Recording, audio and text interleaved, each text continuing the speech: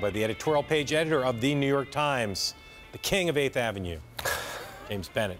It's 8th Avenue. Never been called that before. Right? It's 8th Avenue. Never will be again. It's 8th Avenue. It is 8th Avenue. You'll be called every time you come back on the show ever again. That's every awesome. time you come on. So you hear a lot from people on the left who say the press must hold Donald Trump accountable. Yeah.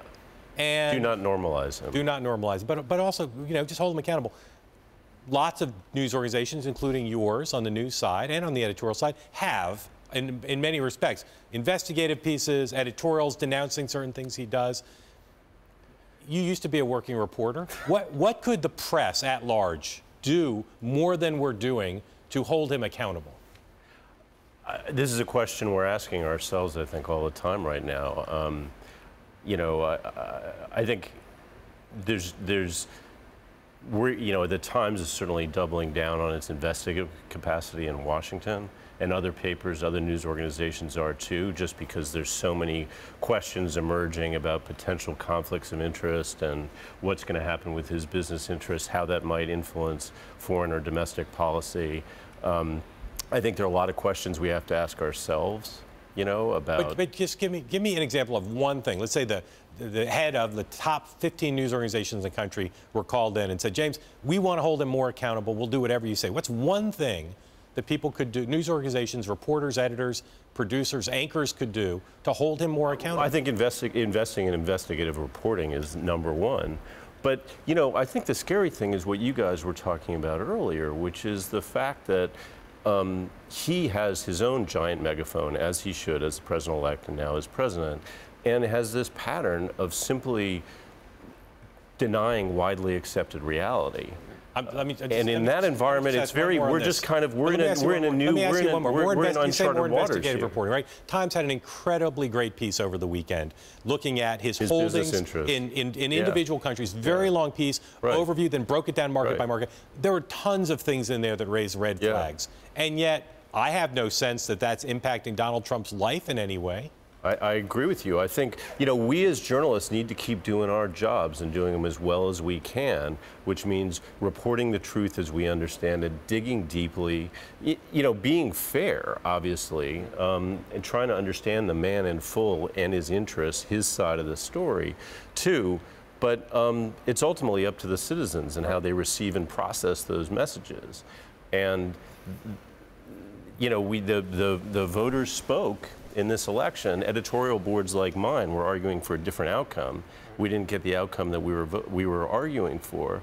And I think we do have to ask ourselves hard questions about how we should be reaching people, whether we're reaching them as effectively as we'd like to be in this day and age. This is a very kind of conventional conversation that I'd like to make a little bit less conventional. Sorry, that's my fault. Just because, That's totally my fault. It's not just because of the way back you just, it up. No, back it up to the thing that you just said a second ago. So first of all, there is the great debate going on right now. You guys, there was a piece in the magazine about Reince Priebus this weekend, normalizer in chief or whatever. Normalization is now a big debate, right? So within the halls of the New York Times at the highest levels, is there a posture on this question?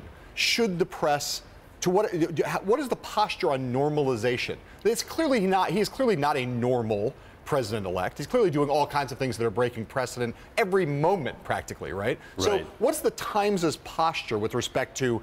Does it have a posture with respect to normalizing this man as president? I want to understand what we mean by normalizing. This is what I'm struggling with a little bit, because if by normalizing we mean denying the reality of the fact that this guy has been elected president, I don't think that's going to get us very far.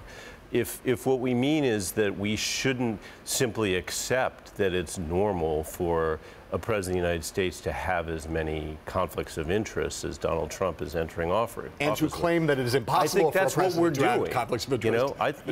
Yeah. I mean, again, he's quite cunning about all this stuff, and that's the way he articulates it. And he's got a point, by the way. But that it isn't the same thing as saying, therefore, he has no conflicts of interest that might be having a big impact on policy. So you know, we can put a whole lot of things in a big bucket and call that normalizing the presidency, when in fact what we're doing is trying to report as aggressively as we can on what he's up to. So last night, right, when Trump tweeted this thing about how he won the electoral college in a landslide, which he didn't, and then went on to say that he would have won the popular vote if it weren't for millions of people who voted illegally, which was just a lie, right? Right. There was a whole debate that broke out on Twitter about how to handle that, right? Because when he asserts things that are demonstrably untrue, and we reporters say that's demonstrably untrue, what you hear back from the Trump chorus of his supporters is, you guys are all biased, you're all biased. Yeah, and in some ways it strengthens him in the sense that by saying these things and drawing the rebukes from us that he draws, his followers then say, you know, again, it's Trump against the world. The mainstream media is out to get Trump. In some weird ways, do you suspect that maybe he's playing a very cunning game by doing these things, by lying as overtly as he does, by saying that the sky is red rather than blue? Yeah, I think he is. I think it changes the subject for him. It gets us all talking about something else.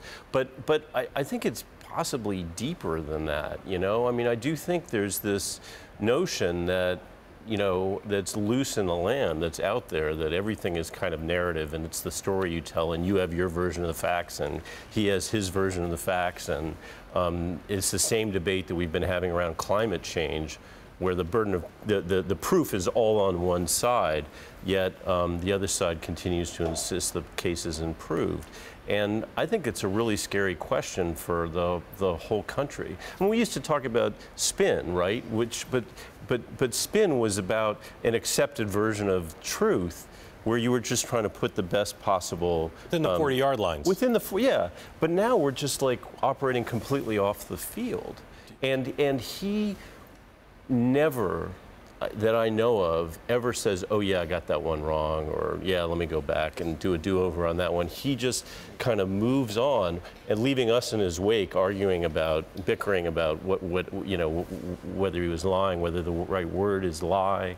As a factual matter, has the New York Times written a favorable editorial about Donald Trump since he became a presidential candidate? I've got to give that some thought. We've certainly said favorable things about him, right? Including about the boldness of his infrastructure plan when he threw a big number out there. And